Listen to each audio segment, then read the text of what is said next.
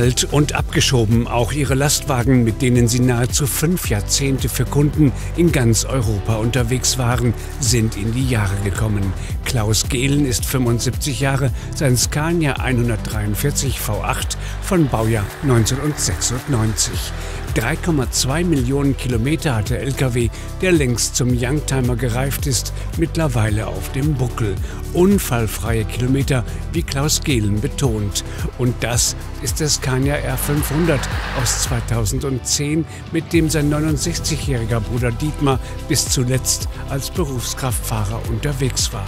Ebenso lange sitzt auch er schon hinter dem Lenkrad. Im Doppelpack haben sich die beiden Gehlen-Brüder aus dem niederrheinischen Kamp-Lindfort als selbstfahrende Unternehmer durchs Leben gekämpft. Kein Weg war ihnen zu weit, keine Anstrengung zu groß. Doch jetzt wurden sie gnadenlos ausgemustert. Dietmar wurde krank und ihr größter Auftraggeber holte zu einem Rundumschlag aus, der die beiden Brüder fassungslos macht. Ältere Lkw-Fahrer sind ein Sicherheitsrisiko, beschloss ihr Auftraggeber. Die bestehenden Verträge mit den Gehlens wurden nicht verlängert, Hausverbot. Das bittere Aus nach einem halben Jahrhundert auf der Straße. Dann denkst du auch, das kann nicht sein. Ne? So viele Jahre für die gekrückt da und dann plötzlich auf einmal geht nichts mehr. Ne? Die Nachricht war furchtbar. Die sagten mir klipp und klar, am 31. ist Schluss. Ich habe erst gar nicht dran geglaubt, aber das ist so. Ich fühle mich immer noch sicher und wohl dabei. Ich kann nicht meckern, dass ich unsicher bin oder wie auch immer.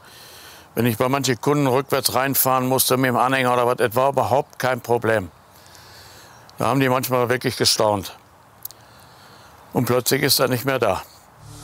Von der Straße, die ihr Leben bedeutete, sozusagen auf die Straße gesetzt. Dabei sind Lkw-Fahrer längst zur Mangelware geworden. Und gerade der Einsatz von älteren Lkw-Fahrern ist für viele Betriebe zu einer willkommenen und bewährten Notlösung geworden. Lkw-Fahrer werden immer älter, der Nachwuchs fehlt, der Beruf des Lkw-Fahrers gilt als schwer, anstrengend und damit unattraktiv. Die Zahlen aus der Branche sind schon seit Jahren alarmierend und lassen erkennen, dass das Gewerbe stärker denn je auf ältere Lkw-Fahrer geradezu angewiesen ist. Also aktuell haben wir ungefähr 550.000 Lkw-Fahrer in Deutschland beschäftigt. Fehlen tun uns aktuell 100.000 bis 120.000 Fahrer. Und jedes Jahr kommen 15.000 fehlende Fahrer hinzu. Das heißt, das Problem wird sich in den nächsten Jahren stark aufsummieren. Immer mehr Betriebe, wie zum Beispiel die Möbelspedition Schloms in Hannover, sind deshalb schon zur Aufrechterhaltung ihres Betriebes auf Fahrer angewiesen, die bereits in Rente sind. Hier ist es Fahrer Hendrik Schüppren, der trotz seiner 75 Jahre noch regelmäßig eingesetzt wird. Ausnahme ist natürlich das Schleppen von Möbeln.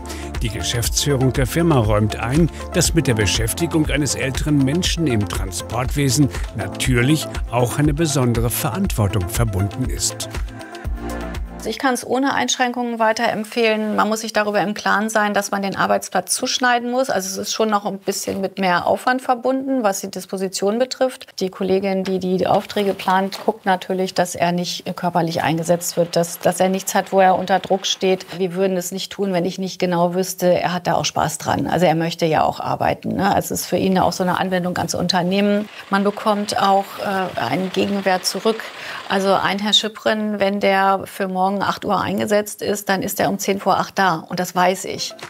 Hendrik Schüppren weiß, dass er noch gebraucht wird, auch wenn es nur einige Stunden im Monat sind. Doch gerade der Umstand, dass seine Arbeitskraft noch geschätzt wird, ist für ihn ein Stück Lebenshilfe.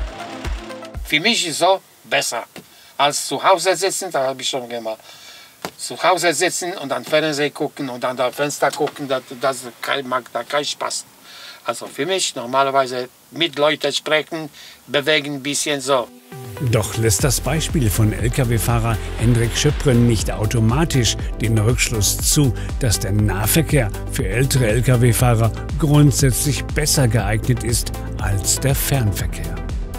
Es ist schwierig zu sagen, ob der Nahverkehr für Ältere automatisch eine gute Lösung ist, weil insbesondere der Fernverkehr viele Landstraßen- und Autobahnkilometer beinhaltet, was in der Regel wenig anstrengend ist, wenn wir auf Dinge wie Aufmerksamkeit und Konzentration achten. Der städtische Verkehr, der Nahverkehr, das Beliefern von beispielsweise Supermärkten ist da ungleich anstrengender, weil es auch viele Rangiertätigkeiten hat. Wenn ich von einem Industriegebiet zum Laden und Entladen in ein anderes fahre über die Autobahn, bindet das nur ganz wenige psychische Ressourcen.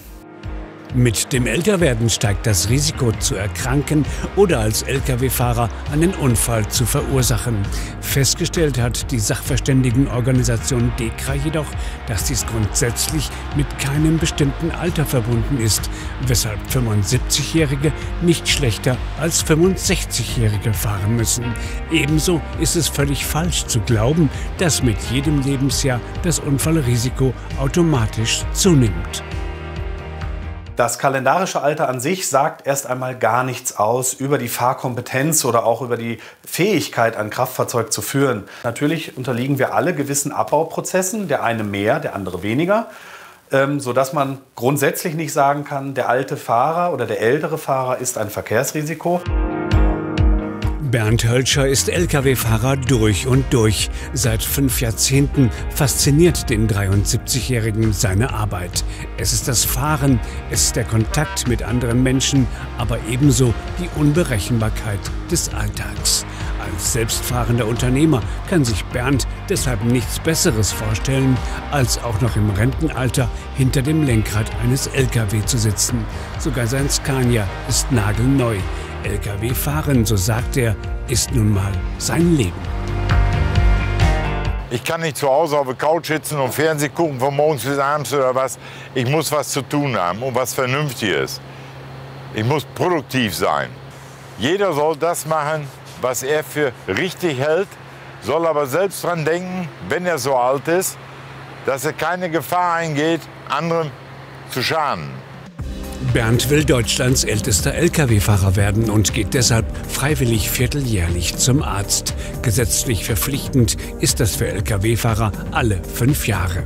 Grundsätzlich gilt, Abschied vom geliebten Fahrerberuf zu nehmen, ist für viele Lkw-Fahrer ein besonders schwerer Weg und bedarf häufig einer Vorbereitung. Das hat damit zu tun, dass viele Menschen in dieser Berufsgruppe meist ein besonders intensives Verhältnis zu ihrer Arbeit haben, also auch ganz besondere Menschen sind. Es war das Abenteuer, was gelockt hat, das Unterwegssein, so diese klassische Fernfahrerromantik. Und wenn man das dann über Jahrzehnte macht und das so in Fleisch und Blut übergeht, dann wird das schwer, davon auch wieder wegzukommen. Dann ist das ein Teil von einem. Und deswegen halten die auch wirklich sehr, sehr lange daran fest. Abgesehen davon ist das neben der Aufbesserung der Rente für die meisten Lkw-Fahrer auch der Grund, sich zumindest noch ab und zu hinters Lenkrad zu setzen.